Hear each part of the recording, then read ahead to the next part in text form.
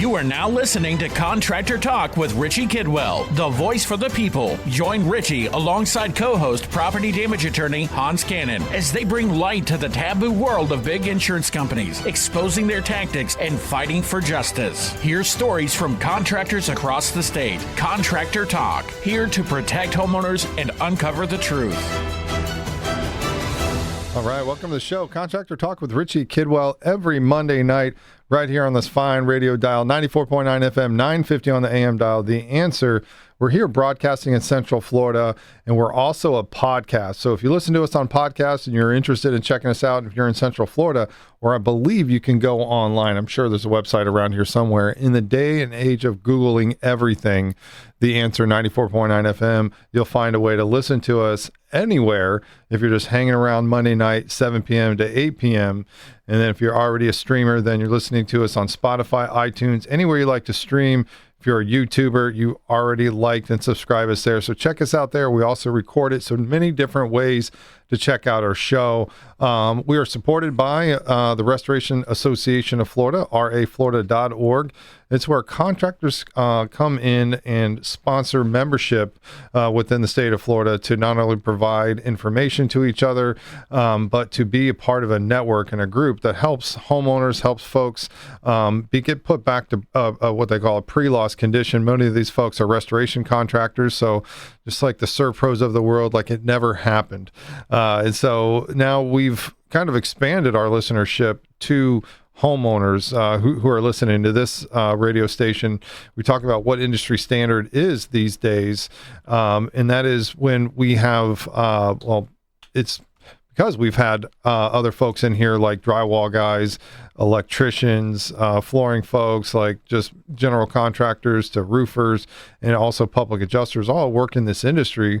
We discuss the in and outs of the trade and what types of stories they've had in dealing with homeowners, helping them in their time of loss and their need. And so when we have other guests on the show that support this type of, I guess, just, you know, like we say, it takes a village in a type of property insurance loss that you never expected to happen. That's what we talk about on the show, about the recovery of property damage losses. We talk about law changes, what's to be expected, contractors, how they work in this industry.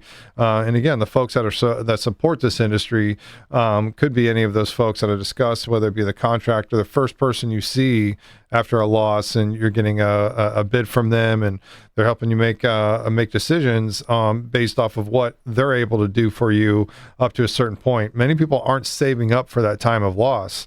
And when that damage happens to your structure, your building, and you have insurance, you're expected your insurance to stand up for you. And what we've seen in our I guess just over the past several years, in our viewpoint, Hans Cannon is a board certified attorney. He's usually here as our co-host. He is not here today, and he will attest to this situation, how he helps homeowners every day. And it's almost disturbing to hear stories from other folks saying, oh yeah, you know, these people ended up having to pay out of pocket because their insurance company ended up denying them. And it's just horrible to hear. So we're providing you phone numbers. Hans gives out his phone number all the time and says, if you have a problem, here's my direct cell phone number. Call me, text me, send me a copy of your policy, or send me a copy of your damages. I'll be happy to help. We've had folks on here that says, yeah, give me a call. We'll come out for free and give you a free estimate. Public adjusters will come out and do a pre-loss property assessment prior to storm season, and then an inspection afterwards, which comes in clutch during that time of whenever you do have a storm going over your home and you're not really sure if you've had damage to your home or not. Having a pre-loss inspection, or like a pre-storm inspection, talking about now in the off season, basically January to, I don't know, maybe start of September, are the perfect times for you to get a pre-storm season evaluation of your home. A lot of pictures of the inside, pictures of the exterior, condition of the roof, and many pictures, the better. And I've even confessed on the show that I've gotten a drone and I've flown it over my house and I've taken pictures. might have ran into a tree, but either way, but you can find a neighborhood kid that knows how to fly that in either way, but take pictures of your home, take pictures of your roof, or get a professional to do it for you for free. Most of the folks on our show, whether they're licensed professional roofers or if they're public adjusters, offer this service for free. Well, they'll come out, take a picture, take all the photos of your home, document it, give you a copy of that document, a documentation of the condition of your roof and the exterior. You go around and take pictures of everything on the inside of your home, and so you have a good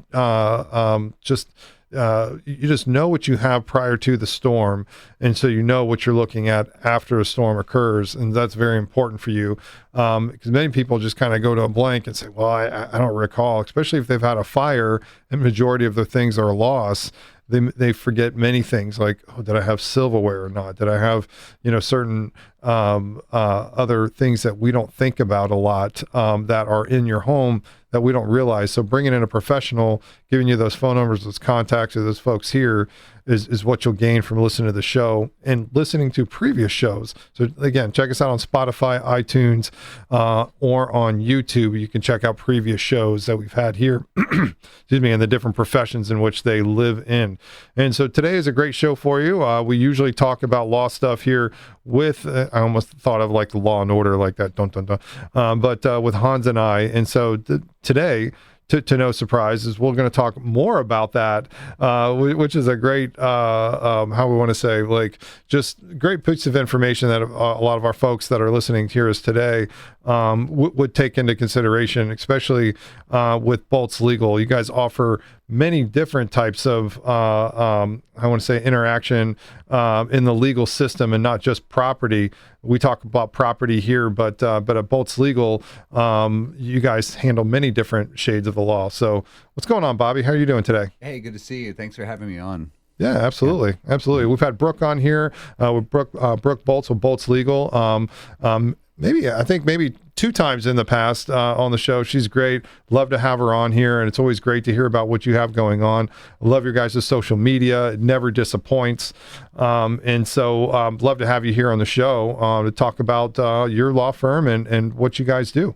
Yeah, absolutely. Well, again, thank you for having me. Where to begin? Boltz Legal itself is approximately a 9-year-old law firm. And a local law firm here in Central Florida. Right. Absolutely. We're located in Oviedo, just a long golf shot away from UCF, right? So, right. Brooke actually began the firm having made a pivot from being a defense attorney on behalf of State Farm. Which was a great opportunity to, she says she left the dark side, of insurance and moved over to fighting for claimants. Right. So, that's a vision I can absolutely get behind. And that's, how I ended up joining the organization. We very much agree. I very much agree with a lot of what you've already said. Pre-loss conditions is what a homeowner deserves. And I think we do absolutely everything we can to ensure that we're giving the homeowner a voice, not only with the carrier, but also with the court system as it sometimes is necessarily involved. Sure. Yeah. And many of those rights have been stripped away from homeowners over the past several years. Mm-hmm. It was more of a long game and small little tokens taken every year to the downfall in 2022. Yeah. Really the special sessions of the end of 2022 and then the beginning session of 2023 is where our bought out and paid for governor started to get really on the high horse when he was running for president. Took $100 million from the, and I always do the air quotes, from the poor and broke insurance lobby who was crying broke mouth. But they sure did poop out $100 million to give him to run for president, which we all knew it wasn't going to have a shot for that. So why I even took that was beyond me. And right before he announced the run for president, he literally signed a bill that says that he didn't have to disclose any of the money that he had from the funds, nor his cabinet. And there was a separate law that said that he would not have to step down as governor if he announced he was running for president. And so, which the law was such in 2018 that it made it such that the if you're a governor of Florida, you announce you're running for president, you must step down. And so he was powerful enough to get that Senate president that was from that was a part of that vote that voted in the favor of making this law that if the governor announces they run for president, they step down, was a part of changing it back to allow Governor DeSantis to stay in his seat, to terrorize us longer. And so I voted for this guy twice, and I really had some hope for him, being a small business owner coming through COVID, and I was thankful for that portion. And I don't really see myself as either way. I would be an independent thinker, as it looks like that, and I'm almost ashamed for the Republican side of it. I'm registered Republican. They're supposed to be for deregulation. That's why I like it, because I own businesses. I'm a small business owner. We make up 80% of Florida, right? I mean, these independent business owners and such, and so I'm like scratching my head going, why are you supportive of big business when we are a bigger priority? We are a bigger class of people who support you, and it's like but they support them by dollars. Right. And it's a shame that consumers can't show up like these insurance companies do. They make money hand over fist. They lie straight to you and not disclosing any of their books of information. Right. I was part of the group behind the contracting group that was for assignment of benefits. Right. I mean, these folks are helping out homeowners get back to pre-loss condition before they even got paid. And then they got scrutinized afterwards for turning in their bills, and the insurance company's going, oh, we're not paying this and all this other stuff. It's like, well, that's what you do. You take people's money for the risk, and when that risk is called for, you make payments. It's not that difficult, right? Yeah. But now in today's age, they're putting money in pockets of all the politicians. And like I said, it was a slow digress prior to, and we see that, and we show up every year to try to take some of those chips off the table. But then when they all turned in 2022 special sessions, 2D, 4D, it was just like boom. And then 2023, the first bill, House Bill 837 out the gate, was the death nail bill for all attorneys' fees. Right. This was around like since 1893 or something like that, a Supreme Court case law in Florida. And with one stroke of a pen, like I said, $100 million to our governor, he was able to then push it through a special session, force it through, because he couldn't get it through regular session, force it through here to take a lot of those chips off the table, and then do the death nail once everybody came back in legislation. It was the first bill that came out. And so I'm like, how in the world did we get here today to where now if we get in a corner to where our insurance company is not going to pay us anymore, and we say, no, it cost me $10,000 to put my roof on, you're either going to pay me $5,000 or under deductible or nothing. What is my only recourse? Now you're saying I have to go hire the attorney, whereas you can find a contingency law firm to collect your money. And if they are found to owe you $1 or more, then you should have to pay the attorneys, the insurance company should have to pay your attorney's fees and costs. Yeah. I mean, that just makes sense.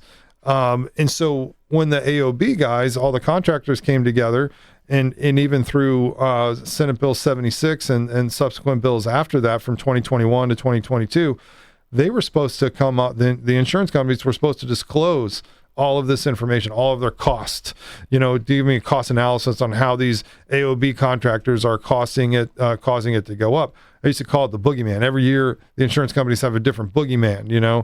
And 2013, it was the sinkhole guys, right? And then 2014 is when I came into play. It was the restoration contractors. I just got in the business, just a few years before that. So I'm like, no, how are we getting picked on already? That the insurance company is saying you're the reasons why premiums are going up every year. Right. That we're the Boogeyman. So we formed this association, and we went up to Tallahassee, and we're saying this is not the fact, right?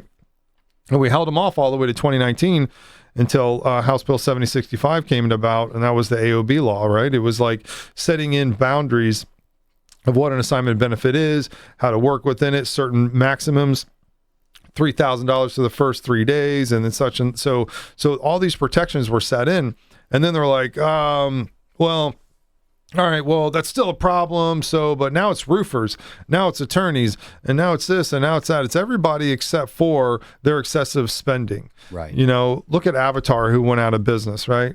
They had like 30,000 policies, and they fought everything. right? They hired people like this Kurt Allen guy, right? And they would pay him whatever they wanted to go and just obliterate everybody in court, and they didn't care, right? They would just spend their money recklessly, and they didn't last very long, right? Yeah. And so you see these other companies that decided to do the same thing.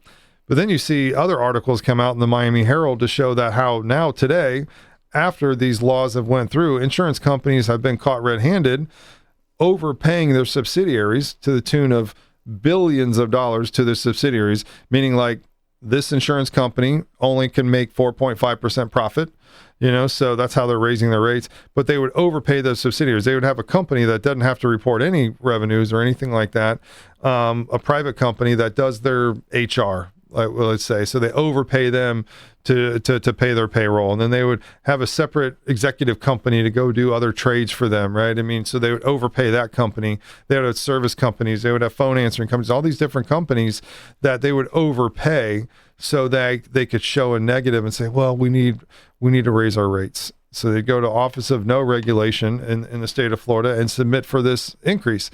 And they would just give it to them willy-nilly. Yeah. The lights have been on, but nobody's home in the state of Florida as far as the Office of Insurance Regulation. Just nobody's there, right? I mean, since David Altmaier was there, and he then left and left basically his protege there, who's doing the same exact thing, who is now running for CFO, which is this Blaise Angolia guy or whichever, who oversees the Office of Insurance and zero regulation. And so I like to say at every show, make sure you vote for Frank. He's running in the Republican primaries against Blaise Angolia. Frankforchange.com is where you need to go to. Make sure you're supporting Frank and show up for the primaries and vote for Frank to make sure that he makes it through. Nobody's running on the Democratic side. So oddly enough, for the CFO's office, who CFO is over the Department of Financial Services. You want change in the financial services market. You want change in the Office of Insurance Regulation. You need somebody in there that is ready to make that change. Put a board of directors in there, somebody that is representative of the consumer. So they have a voice too, because they're the ones paying the premiums, right? We have these sharks out here who are getting paid by the consumers who are then biting the hands of the same consumer, right? By not paying them, making them go to different arbitrations, not giving them access to the court systems. And then if they do, you have to pay your own way to get there, which they know majority of the people won't do it, right? I mean, why is John Morgan not doing property damage anymore, right? I mean, He said it before. I don't want to look somebody in the face after I win them the award and have to take half of it, because of cost and fees and all this other stuff to bring it to the end. Insurance companies are emboldened right now to fight everything because at their worst day, all they're paying is what they should have paid in the beginning.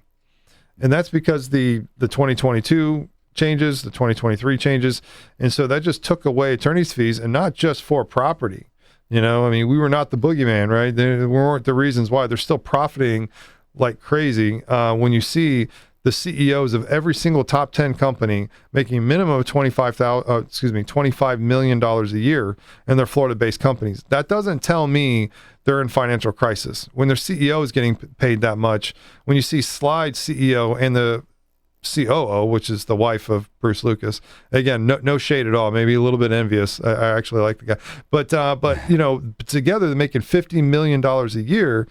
I mean, we're paying this guy $1 million a week, right? I mean, and then they're going to Tallahassee and getting these increases, on their premiums and charging us for it, which is nuts. And so this stabilization needs to happen. Transparency needs to happen. They need to show us their real books, right? They need to give up their subsidiaries. They need to stop this crap of charging us and overcharging us and making it so expensive to live here in Florida. And I think that's why the governor's on this thing to try to save his legacy, more air quotes here, by trying to get rid of taxes from property taxes to try to make it more affordable for people to live here, right? I mean, how about just stop? I've heard him say, well, you shouldn't have to pay taxes for your something you pay taxes on already every single year. You pay for it once when you pay for it, right? But then you don't then pay for your television every single year in taxes again and again and again. And I get that, right? amen to that, right? So maybe where you're homesteaded, maybe you shouldn't pay for that, have to pay taxes on it. Love that. How about really just being more strict with insurance, right? I mean, and look at that and say, no more you're going to make all of your money off the backs of our insurance or off of the insureds here in the state of Florida. Make it more fair, right? Be more transparent in your books. We see that your CEOs are making $500,000 a week to $1 million a week in salary. And that's just nuts to me when they're able to go to the Office of Insurance Regulation and get these increases. Like, I don't know how you look somebody in the face, and ask for an increase when you're making this kind of change. You know what I mean? It's crazy. Yeah, absolutely. But you guys see this every day. You take in property, you take in auto claims to where you then get them a reasonable settlement, and then you have to withdraw your fees and your cost. Right. And that's not the best conversation to have. Good news is we won. Bad news is your award is smaller because you have to incur all of the costs, all the fees. Yeah, it's not a fortunate situation to have to even talk about the percentages that we have to extract to keep the lights on. And I think among the other victims of that legislation that you were making reference to is the relationship between like the public adjuster and the attorney, right? Mm-hmm. Because there used to be a time where it was very, very clear that your first line of defense or your first advocate as a homeowner who is running out into the marketplace defenseless in situations like these, right? No knowledge, hasn't read delay, deny, defend, or anything like that. Right. Is reaching out and, they're talking to their neighbors, they're talking to their family members, they're talking to the one person they know who's been through this before. And the first thing that they used to be told was, well, I know this public adjuster. Mm-hmm. They may have your back. And that actually happened to me. And that's part of my story of how I got into all of this. But now that legislation, of course, as you were mentioning, not only requires the attorney fee to be paid from the settlement, but it also requires the public adjusting fee to be paid from the settlement as well. Mm-hmm. So it makes it very, very hard for the attorney and the public adjuster to both partner together and work on a claim. Right. So it has to be like this perfect recipe of opportunity for us to be able to make it work for the homeowner. And it has made the negotiations process significantly more arduous. To be able to make enough room to ensure that the homeowner is restored to a pre-loss condition, and that everybody else gets to keep their lights on. Because otherwise, if we don't keep the lights on, who's going to fight for these folks? Right. Right. Yeah. Now, so you do intake there for property and auto. Are there any other lines of insurance you guys help in disputes for homeowners? Really, personal injury is a big part of the firm's practice. Mm-hmm. Could be like a slip and fall in a store, like a Publix or a Walmart or something. Yeah, like an on-premises injury like that. Mm-hmm. There are some more obscure areas that we can work in, like amusement park injuries and things like that. Mm-hmm. But those are seldom. Right. But generally, the what really is the heartbeat of Boltz is a combination of personal injury and property.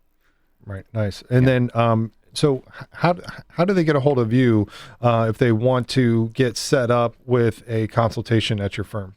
Well, we are very well SEO'd, so you can check us out on Google. As a matter of fact, I'd love for you to do that because you're going to find 300 some 5-star reviews on Google. That's awesome. It's rare you find a law firm that has a 5.0 average. Because it only takes one ding to bring that number down. Right. Okay. So that said, you can reach out to us just at boltzlegal.com, or you can find us online with our phone number there as well. All right. Boltzlegal.com is your website. Boltzlegal.com. Love it. Love it. And then your email address, if somebody has a direct question for you and wants to get you to the right person in there, how do they get a hold of you? Yeah, you can email me at Bobby V, as in Victor, at boltzlegal.com. And that's Boltz with a Z. Ah, Perfect. Love that. All right. So if you are in the Central Florida area and you're looking to get a consultation from an attorney, you can hit up Bobby and get him to help you find the right person in their firm to be able to serve you and answer those questions, that kind of thing. So boltzlegal.com is where you get the information for their law firm. Check out the reviews. We're going to take a break, give some thanks to our sponsors. We'll be right back. Contractor Talk with Richie Kidwell. All right, we're live. Contractor Talk with Richie Kidwell, 94.9 FM, 950 on the AM dial. The Answer. Check us out online if you want to listen to us live. I was going to say, I still don't see the website. There's a website around here somewhere. AmericanAdversaries.com? No, anyways, either way, you can find us 94.9 The Answer online if you really want to check us out while we're live on the air, 7 p.m. to 8 p.m. every Monday night. And of course, over to you, Spotify, iTunes, and on YouTube as well if you'd like to check us out live while we're still not there on the live on the YouTube. Never mind, scratch that. We'll fix that in post-production. But if you want to check out the show in any subsequent show or previous show, you can check us out on our YouTube page. Make sure you like us and subscribe us there. Oh, there it is. TheAnswerOrlando.com. There we go. Thank you. TheAnswerOrlando.com is how you're going to listen to us live on Monday nights in case you're not here in the Central Florida area. There you go. All right. So, but always good stuff for you guys today if you're listening to the show.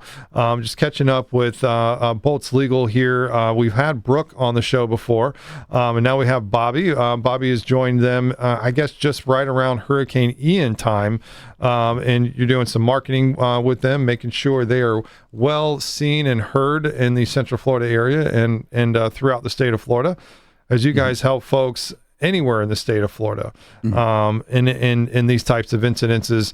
Prior to the break, you said you guys do a lot of property and personal injury. Am I saying that right? Yep. Is that different than what people call PIP? No, PIP is a part of the personal injury process. Okay. Yeah. All right. And but that's for more auto, right? And then Right. Personal injury would be like you slip and fall or something like that. Yeah, personal injury is like the broad. It's the umbrella, right? It's the umbrella over top of everything. But premises injury, like you slip and fall on a location, something like that, is considered personal injury. And then, of course, auto is its own thing, sure. Yeah. And we litigate in both of those spaces. Gotcha. Yeah. Gotcha. And since Hurricane Ian, well, right before Hurricane Ian was all the drama in the legislation where all these major changes were being made. Yeah. We had our governor running for president. We had the insurance lobby step in really big and make all these changes. And, it's unfortunate because, I was, and I've been known for like calling people out on the show, whether it be publicly or not, or whichever, especially if I've met them and I feel like they're douchey, I'll call them out and be like, dude, the guy, if you say one thing and you do another thing, in my head, you're a douche, right? You're a liar of other things, but that just makes you a douche, period. So either way. So, and because it's true, I can say it on this radio show, but, and the head of the Banking and Insurance Committee, Senator Boyd, right? And I'm like, who is this guy? He owns insurance companies. He's the head of the Banking Insurance Committee in the Senate. He's a powerful guy, and I'm blaming everything on him. He's creating all this legislation and all this other stuff. So I tell my lobbyists, I'm like, I need to meet this guy. Like, why is he doing this to me? And I mean, me, my business, the folks that are part of the Restoration Association of Florida, hundreds and hundreds of members that are part of the association that own and operate companies that have 100, 200, 300 employees at the time. Now we don't have any employees, majority of them, us in the industry, because of what the effects it did. So we represent a lot of people, a lot of families and all that. So I'm like, we really need to talk to Senator Boyd. I want to talk to him about why is he going this far? And so we get our meeting with him, and it was like the week right before that final legislation piece was being offered. And the guy's like, hey man, he ended up, he was just very real. He's like, listen, Rich, he goes, look what's going on here. Look how powerful our governor is. He's like, he's got an agenda. A lot of us are supporting his agenda, and, we're just going to wait and see. And I'm just like, I'm scratching my head. I'm like, what do you mean, wait and see? It's basically, you hear terms in Tallahassee like, oh, like this is baked, these types of things, and it's not from one of those stoner movies, from like Pineapple Express or whatever, or it's not cookies, it's like when they say something is baked, they mean it's done. There's nothing you can do about it. And it's too late. right? And so it's baked in. It's going to happen. Good luck, that kind of thing, right? And so it's unchangeable, right? So he says this, and I'm like, man, and I'm like, and he's like, well, it really can't get much worse, and this was after Senate Bill 2D, Senate Bill 4D, like the really bad stuff on contractors. It took away a lot of the rights. It took away bad faith, took away a lot of things. And then so right before that death nail is going to be coming out for all attorney fees to be gone, he's like, it can't possibly get worse, right? And we kind of chuckled about it, but that was the Thursday before the Friday that the bill got released. He's like, listen, man, I'm just awaiting orders. Basically, he didn't exactly say that. I'm paraphrasing, but basically, he doesn't know what was going to be on the bill. I'll be happy to share a copy with your lobbyist whenever we get the bill together. So basically, the governor's office sent him the bill, and he just put his endorsement on it, boom, and shipped it right out, boom, right. And so he did not legislate. He did not do his own bill. He was the figurehead, the little figurehead for dictator DeSantis. Right. And so it was like the perfect setup for the insurance lobby, in which we had a Senate president who has no backbone. Same thing with our Speaker of the House. And it's unfortunate that we have these people in the places that were not helping consumers here in the state of Florida. They were just allowing the governor to do his bidding, and it was just his personal agenda. And that's what's messed up about this whole thing. And that's why I can sit here and say he's acting as a dictator. He was telling people in Tallahassee, if you don't vote my way, and this was during the special sessions, if you don't vote my way, I'll run somebody against you in the primaries. You will lose your seat. I have all this money that I don't have to disclose, right? He can put all this money behind somebody else to run against him that'll do his bidding. So he was like like threatening with the stick around there, is how it was saying, and you will do my bidding. And so if we were to have the Democrats all sticking together, and we have a group of Republicans that would outnumber that against our governor, they would tell him, they would give him the middle finger. They would say, we're not going to do this. We have the numbers. We don't have to do your bidding. The problem is that when I got in this 10 years ago, it was even Republicans and Democrats. Like, you look at the Senate, there's 40 of them, 20 Democrats, 20 Republicans. You would have like a strong senator like Senator Tom Lee or somebody like that. He would be like, he would do whatever he felt like he was right. He didn't care what the rest of his party is, and he would just vote that way. He might be the swing vote. Anatir Flores, she was great. She's from Miami, and she was like saying, hey, in 2012, when we did all this stuff with the PIP and all that stuff, they said they were going to reduce rates and all that, but they didn't. Fool me once, shame on me. Don't fool me again. I'm not going to vote this way for property. So she didn't. She cycled out in like 2018, and then all hell broke loose, right? But then really what happened is we had more Republicans than Democrats. So now, look at it now, it's 28-12. I mean, and I'm a Republican, and I don't like those numbers. Right. We need more Democrats to fill the seats to even it back up again. Because what happens is now you have Republicans filling up every committee, 70% to 30%. So it's whatever Republicans want goes right through. So it's not fair. It's not equal. It's not right. And so how they say absolute power ruins absolutely. Yeah. And it has in this way to where it's too far one way. The pendulum is too far over in one way. And big insurance supports Republicans. Our CFO was given $3.5 million during his fundraising, and it was all given by insurance companies, except $20,000 from me, but whatever. I guess that didn't really matter. But when you're getting $3.5 million, it really doesn't matter, right? You end up being bought and paid for. Right. And that's unfortunate. And so people like Frank that's running for CFO is not bought and paid for, right? And a lot of people, and well, no, I'm listening to a kind of a Republican radio station, but that's why I was so happy Trump was in office, because he's not bought and paid for by one and only side. Guy's a little nutty, and some of the stuff he says is whatever, and his skin is super orange, but it's like whatever. I like him because he doesn't give a crap about what people say. He's not bought out. He doesn't owe anybody anything. Exactly. Right? Because you see all these people that are in, they're senators for 40-some years, or like these Pelosi's of the world that are making 40, 50 million a year, and you're like, hey, B, like, you only make like $300,000 a year. Like, what kind of shady stuff are you doing, right? So we know that they're getting bought out. They know that that they're being voted by, these guys are just puppets. And we know that, right? But yet they lead our world.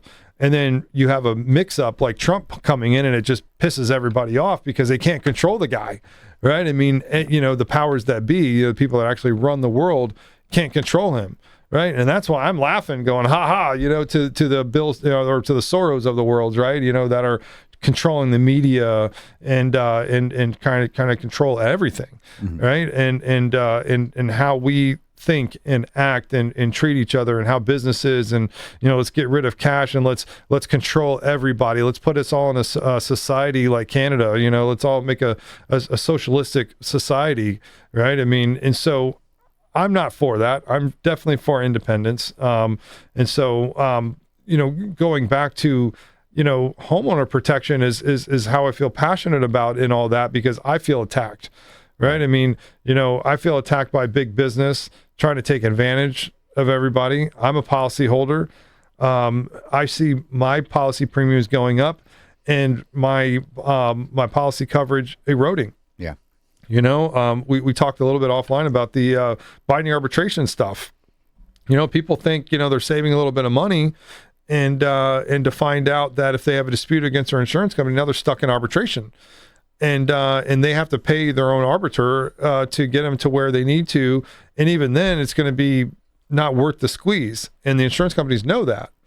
And Citizens was able to get through in their policy this DOAH admittance, which is the Department of Administrative Hearings, and where they take these judges that are bought and paid for by Citizens. Literally, Citizens has to pay for this administrative hearing, so they're paying for everything, right? So who do you think they're going to give favor to, right? The people that are paying them, right? So I think they're at a 99% win streak. Citizens against homeowners who have a valid insurance claim against their insurance policy. Citizens says no or underpay. There's a dispute. Then they make them go to this DOAH, and if they lose, which 99% of the time homeowners lose, they then have to pay the attorney's fees to the other side. They're going after these folks for attorney's fees and costs.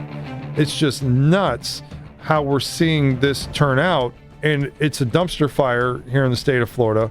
And we need to see policies get better. We need to see premiums go down. We need to see insurance CEOs get paid less money and offer homeowners something of value, which is you're there when they need you the most. When you file a claim, you get fairly treated, you get your claim paid, and don't make somebody go into a repair program of folks you don't know, right? I mean, those are the things where I feel like they're way overstepping their bounds.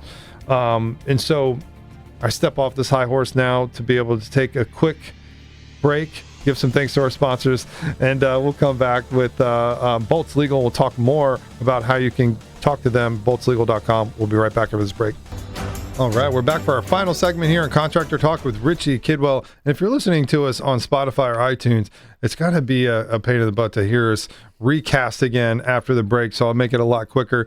Check us out on raflorida.org. If you're a contractor, you want to talk about how to become a member, check us out there. YouTube is also available. Like us, subscribe us there, and continue to check out our shows. As we go every week, we bring something new to you. And today is another great value. We've had attorneys on this show before, and it's always been a great conversation. And as we move forward in time, things change, and we bring some updates to you. We always suggest to have many people in your Rolodex. You never know what type of situation you may have, and you may need somebody in our network, right? Like we say, it takes a village to help to get to somewhere, and in this case is to a pre-loss condition, or maybe after a slip and fall to be fully recovered, or any of those situations. You need to have a friend in the industry that can help you. We have Bobby here from Boltz Legal, boltzlegal.com. And Bobby, you have a story on how you even came to and found Brooke Boltz at boltzlegal.com. Yeah. So I'd love to hear about that. Yeah. So this is my superhero origin story. So everybody's got one. I love everybody's got one. So basically, I was working in commercial banking for a couple decades. Mm-hmm. Brooke was a family friend. I had the idea that she did something legal, and that was about all I knew. And I remember Hurricane Ian hitting our neighborhood in Port Orange, Florida. And we took on 12 inches of water throughout the house. Our master shower backed up with city sewage. So the whole home became contaminated. And I would urge any homeowner to just take a moment to imagine if you are walking through your house right now listening to this show, think about everything that is touching the floor being gone. It is so much more than you can really, imagine until you pile it all in the front yard along the street for the garbage, for waste management to take it away, which is what we had to do. We basically emptied our entire home. We had a contaminated house. Our roof was absolutely torn up. The home was basically destroyed. We were insured at the time. Can I say with who? Yeah, of course. United Property and Casualty. Oh, yeah. So there's a beautiful story that's part of my story, as you can probably guess ahead of time Who here. filed for insolvency back in the end of 2022? Yeah, right around there. And so we had a really good public adjuster who had his ear to the ground, knew that was coming, and grandfathered us in to try to avoid FIGA. Which is the Florida, was it Insurance Guarantee Association? That's right. Okay, so FIGA is basically where all good cases go to die or be underpaid. So the way FIGA basically works is there are like 2 layers of FIGA where you can either opt to have your claim paid up to $100,000, or if you want to wait for 2 more years, you can try to push your claim beyond $100,000 because that will require some email to some supervisor somewhere, which apparently takes 2 years to arrive. Wow. So what happened was our insurance carrier went belly up right in the middle of our claim. Holy cow. So it was turned over to the state of Florida. Thank you again, Ron. And so it was turned over to the state of Florida, and it took us about 3.5, 4 years to see payout on our insurance claim. Now fast forward to me in my current role, our typical longest time frame on average, accepting outliers, is usually 6 to 8 months, to see a full resolution and settlement on a claim. So this is a wild scenario. I took $180,000 out of my 401k. Which I don't want to tell you what that would be worth today. Yes, I do. Actually, it would be $1.1 million. I did the math. Oh no. So I took $180,000 out of my 401k, and turned it into repair funds, and became an amateur contractor. Did a lot of work myself because we had to. We lived in a camper trailer, a fifth wheel in our driveway for 6 months in August. It wasn't a great place to be. 2 kids and a dog, all piled up in there. And I remember having a candid conversation with Brooke. She was just a family friend, as I said at the time, who did something in insurance or something in law. And I said, if I wish there was something I could do to make sure that what we went through, nobody else ever has to go through again.